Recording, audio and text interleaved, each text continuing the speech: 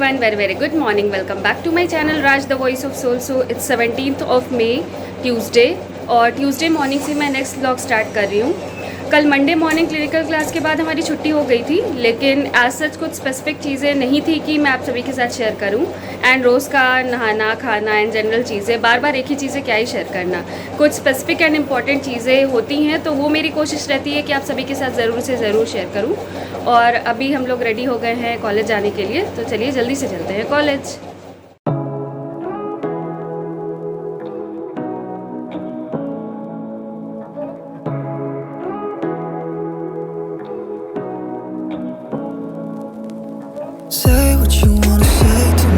वहाँ हॉस्पिटल में clinical classes करने के बाद हम कॉलेज भी आ गए एंड यहाँ भी बैक टू बैक क्लासेस थी, इसलिए ऑनर को कुछ भी शूट कर पाना पॉसिबल नहीं हुआ मेरे लिए। This is the lunch time when I am shooting और अभी चल के देखते हैं कि खाने में क्या बना है। So this is our lunch for today, दाल रोटी और ये नेनुआ की सब्ज़ी है। एक मिनट इधर से शूट करती हूँ। मेस में ना कई बार ऐसा होता है कि सब्ज़ी किस चीज़ की बनती है देख के हम लोगों को पता ही नहीं चलता है, बट वो नेनुआ की सब्ज़ी है, उन्होंने काट के ऐसे मसाले में बना दिया तो पता नहीं चलता है। सो नेनुआ द रिच गर्ड जिसे हम कहते हैं, ये भी हमारी हेल्थ के लिए बहुत ज़्यादा बेनिफिशियल होता है। सबसे पहले तो ये एंटी डायबिटिक होता है, जो कि ब्लड शुगर लेवल्स को जिनको भी डायबिटीज़ है ना वो ईज़िली इसे खा सकते हैं। This is very easy to digest and उनके ब्लड शुगर लेवल को भी कम करने में बहुत ज़्यादा हेल्प करता है and it's the easiest thing to digest. Weight loss को प्रमोट करता है। Also this is anti cancerous, ये इसकी एंटी कैंसरस प्रॉपर्टी होती है, ये कैंसर को प्रिवेंट करता है। सो ये हमारे आज के टिप ऑफ द डे के लिए भी बेनिफिशियल है। हमने लास्ट ब्लॉग में बात की थी प्रोस्टेट कैंसर की, तो साथ ही साथ मैंने जब मेल हेल्थ के पैरामीटर्स बताए थे उसमें मैंने ये भी कहा था कि लंग कैंसर जो है वो मेल्स में बहुत ज़्यादा कॉमन होता है। तो आज हम बात करेंगे लंग कैंसर के बारे में। फ़िलहाल चलिए चलते हैं अपने लंच को एंजॉय करते हैं, उसके बाद करते हैं। सो लंच तो मैंने कर लिया था, उसके बाद मैं ये लस्सी पीने लगी हूँ। खाने के बाद दही या छाछ की इम्पोर्टेंस जो है, जो जीरा और नमक ये सारी चीज़ें डालकर जो हम बनाते हैं उसकी इम्पोर्टेंस मैं आप सभी के साथ ऑलरेडी शेयर कर चुकी हूँ एंड वही मेरा प्राइम ब्लॉग भी है, वही ब्लॉग आप सभी को सबसे ज़्यादा पसंद भी आया है। ये ना लस्सी है मीठी वाली, लेकिन अभी जो यहाँ पे अवेलेबल है वही ले सकते हैं and most important thing is that कि बीइंग अ हॉस्टलर फ्रेश बनी हुई चीज़ें हम लोगों को मिल जा रही हैं, तो ये हमारे लिए बहुत बड़ी बात है। तो अभी लंच करने के बाद टाइम बचा था हमारे पास, इसलिए हमने सोचा कि लस्सी पीते पीते आप सभी के साथ टिप ऑफ द डे के बारे में बात करके इस ब्लॉग को यहीं पे एंड कर देते हैं। इसके आगे की जो भी चीज़ें होंगी वो मैं आप सभी के साथ नेक्स्ट ब्लॉग में शेयर करूँगी। तो जैसा कि मैंने अभी आपसे कहा था, lung cancer, what is lung cancer? अगर मैं एक मेडिकल टर्म में इसे डिफ़ाइन करूँ तो the cancer which is caused in the lungs and the airway passages of ours is the lung cancer. यानी कि हमारे फेफड़ों के अंदर जो सेल्स होते हैं वो अब नॉर्मली ग्रो करने लग जाते हैं, जिसकी वजह से हमारी सांस की जो नली है, मतलब नाक से लेकर के पूरे फेफड़ों के अंदर तक, वो बुरी तरीके से अफेक्ट होने लग जाता है। तो उस कंडीशन को हम लंग कैंसर का नाम देते हैं। अब आते हैं इसके कॉज पे। तो इसके वेरियस कॉजेज़ हैं। सबसे पहला अगर हम जेनेटिक फैक्टर देखें तो ऑलरेडी आपके घर में किन्हीं को है फैमिली हिस्ट्री में, तो वो जीन म्यूटेशंस के द्वारा आपके अंदर भी आ सकता है।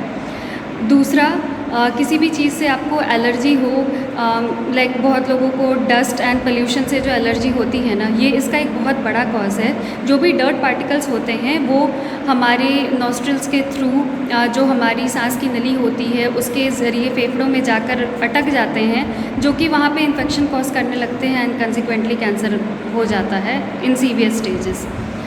And third and the most dangerous cause, this is a habitual thing, smoking. Smoking lung cancer का आज की दुनिया में सबसे बड़ा कॉज है। स्मोक पार्टिकल्स जो होते हैं वो सिंपली, जैसा मैंने अभी कहा, वो जाके हमारे फेफड़ों के अंदर बैठ जाते हैं, जो कि वहाँ के सेल्स को अफेक्ट करते हैं। लंग सेल्स जो हैं वो डैमेज होने लग जाते हैं, जिसकी वजह से लंग कैंसर हो जाता है।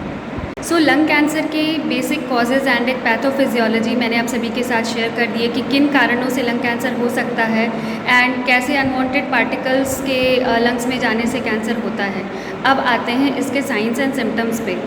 तो अगर बीइंग अ मेडिको अगर हम बात करें कि पेशेंट हमारे पास आ रहा है, तो सबसे पहली चीज़ हम ये नोटिस करते हैं कि उन्हें खांसी काफ़ी ज़्यादा टाइम से है और जो खांसी उन्हें हो रही है ना, उसमें एक अलग टाइप की आवाज़ उनके फेफड़ों में सुनाई देती है, एक अलग सी गड़गड़ाहट होती है। जब हम स्टेथोस्कोप लगाकर सुनते हैं तो वो एक अलग सी क्रैपिटेशन साउंड सुनाई देती है। खांसी लंबे टाइम से और उस खांसी में एक अलग तरह की आवाज़ का होना, आपके चेस्ट में भारीपन फील होना एंड चेस्ट और पीठ में जो है अलग तरीके का पेन होना, सीवियर स्टेज में खांसी के साथ ब्लड का आना, हेमेप्टाइटिस जिसे हम अपनी मेडिकल भाषा में कहते हैं, ये सारे सिम्टम्स आते हैं। लेकिन ज़रूरी नहीं है कि ये सिम्टम्स सारे जो हैं वो लंग कैंसर के ही हों।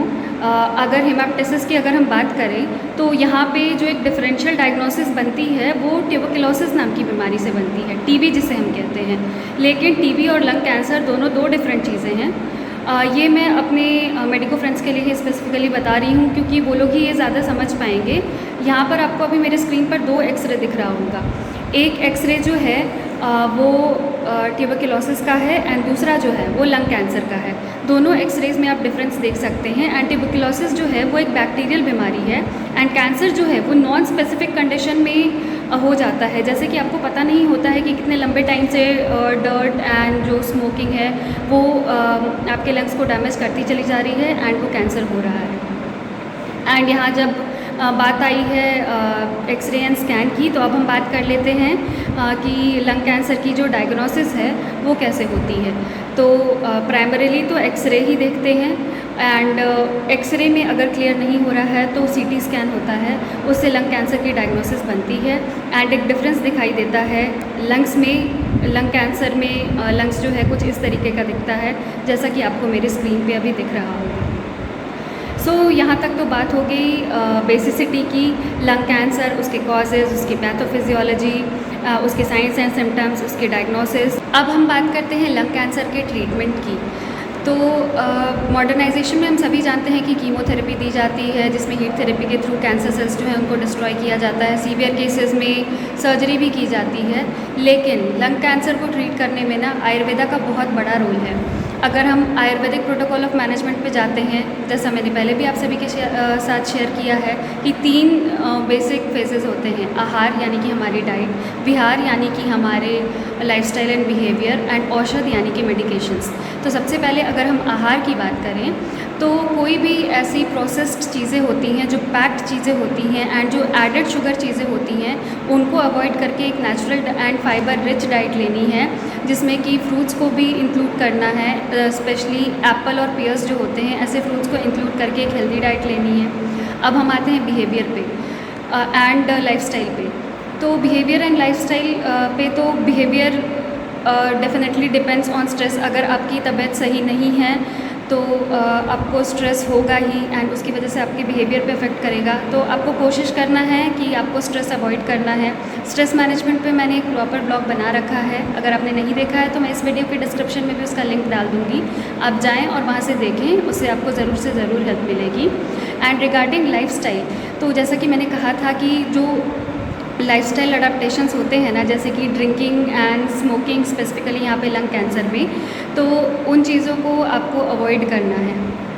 अब एडिक्शन हो ही गया है किसी चीज़ का तो अवॉइड करना आसान नहीं है, लेकिन आपको दूसरी चीज़ों में इंडल्ज होके उन चीज़ों को अवॉइड करना है। आपको अच्छी हैबिट्स अपनानी है, जैसे कि योगा एंड प्राणायाम हो गया, जो कि आपको एक अपने एयरवे को, आपके लंग्स को क्लिनस करने में जो है वो हेल्प कर सकते। जब आप ऐसी अच्छी एक्टिविटीज़ में इन्वॉल्व होने लगेंगे ना, तो अपने आप जो एक बुरी एडिक्शन है आपके अंदर, वो अपने आप ही धीरे धीरे करके छूटती जाएंगी। सो आहार और विहार की तो बात हो गई। अब आते हैं औषध पे। तो definitely Ayurveda medications are there. अभी 3 बेसिक मेडिकेशन जिसका नाम मैं लेने जा रही हूँ, इसे कोरोना काल में भी बहुत जम के यूज़ किया गया है, क्योंकि कोरोना काल में भी लंग्स को डैमेज होने से बचाया जा रहा था। अश्वगंधा, गिलोय और तुलसी, ये सिंपल बेसिक आयुर्वेदिक हर्ब्स हैं जो कि आपको इजीली अवेलेबल हैं। अगर मेडिकेशंस की तरफ ना भी जाएं तो सिंपली इनका एक डिकॉक्शन, एक काढ़ा बना करके पी करके उसको लंग्स को हेल्दी रखने में बहुत ज़्यादा हेल्प मिल सकती है। एंड और भी हर्ब्स हैं जैसे कि हरितकी, वासाक, ये सारे हर्ब्स जो हैं इनके single herb and multi herb Ayurvedic preparations available हैं मार्केट में। अगर आपको ऐसी कोई भी प्रॉब्लम है, ऐसे साइंस एंड सिम्टम्स दिखाई दे रहे हों और आपको प्रॉब्लम हो रही हो तो आप अपने नियरेस्ट आयुर्वेदिक प्रैक्टिशनर को कंसल्ट करके उनसे बात करके इन मेडिकेशंस की तरफ सेफली प्रोसीड कर सकते हैं। एंड यहाँ पे एक बहुत ही इम्पॉर्टेंट आयुर्वेदिक थेरेपी जो है उसका लंग कैंसर में और उसको सही करने में बहुत बड़ा रोल है, जिसे कि हम नस्य कहते हैं। नस्यम में डिफरेंट टाइप्स ऑफ ऑयल जैसे कि सेसमी और मिंट और वेरियस अदर ऑयल्स, उनका एक मिक्सचर बना करके ड्रॉप बाय ड्रॉप आपके नॉस्ट्रल्स में डाला जाता है, जो कि आपके नेज़ल पैसेज के थ्रू आपके एयरवे से होकर लंग्स में जाता है एंड आपके एयरवेज को एक तरह से प्यूरिफाई करने की कोशिश करता है। एंड यहाँ पे एक और सिंपल होम बेस्ड थेरेपी जिसकी बात मैं पहले भी अपने ब्लॉग्स में कर चुकी हूँ, हॉट वाटर स्टीम यानी कि गर्म पानी का भाप, उसमें बेसिक आयुर्वेदिक हर्ब्स डाल करके या सिंपली अगर आपके पास कुछ भी अवेलेबल नहीं हो तो विक्स जो आता है, विक्स ऑइंटमेंट, उसमें सारे आयुर्वेदिक एक्सट्रैक्ट्स डले होते हैं, वो डाल करके उस गर्म पानी का भाप लेने से उसमें बहुत ज़्यादा हेल्प मिलती है एंड लंग कैंसर को इन सिंपल थेरेपीज़ के थ्रू सही करने में हेल्प मिल सकती है। तो ये हो गया हमारा आज का ब्लॉग, जिसमें कि मैंने सिंपली लंग कैंसर के बारे में बात की। ये चीज़ मैंने मेन हेल्थ सीरीज़ में क्यों डाली ना, क्योंकि ये एक मेन लाइफस्टाइल डिसऑर्डर इसको कंसिडर किया जाता है। Drinking, smoking and other occupations जैसे कि बहुत सारे मेल पर्सन होते हैं वो इस तरह की पोल्यूटेड फैक्ट्रीज़ में काम कर सकते हैं जो कि प्रोन होते हैं लंग कैंसर के लिए। इसलिए मुझे सही लगा कि मैं ये चीज़ें मेन हेल्थ सीरीज़ के ब्लॉग में शेयर करूं और मैंने आप सभी के साथ शेयर किया। एंड आई होप कि आपको ये सारी बातें भी समझ में आई होंगी एंड इससे ज़रूर से ज़रूर आपको खुद को सही रखने में हेल्प मिली होगी। एंड मेरा आज का ये ब्लॉग भी बहुत अच्छा लगा होगा। अगर अच्छा लगा होगा तो प्लीज़ इसे लाइक करें, मेरे चैनल पे नए हैं तो प्लीज़ मेरे चैनल को सब्सक्राइब करें एंड एक शेयर तो ज़रूर करें। आपके एक शेयर से मुझे बहुत बड़ा सपोर्ट मिल सकता है, तो प्लीज़ प्लीज़ प्लीज़ मेरे चैनल को लाइक, शेयर और सब्सक्राइब करें। साथ ही नोटिफिकेशन बेल आइकन को दबाना ना भूलें ताकि मेरा कोई भी ब्लॉग आए तो आप सभी से मिस ना हो। Thank you so much for watching this blog. चलिए चलते हैं और मिलते हैं आप सभी से बहुत जल्दी ही अपने अगले ब्लॉग में एक स्पेशल टिप के साथ। तब तक के लिए आप अपना खूब सारा ख्याल रखें and stay tune to my channel Raj the voice of soul.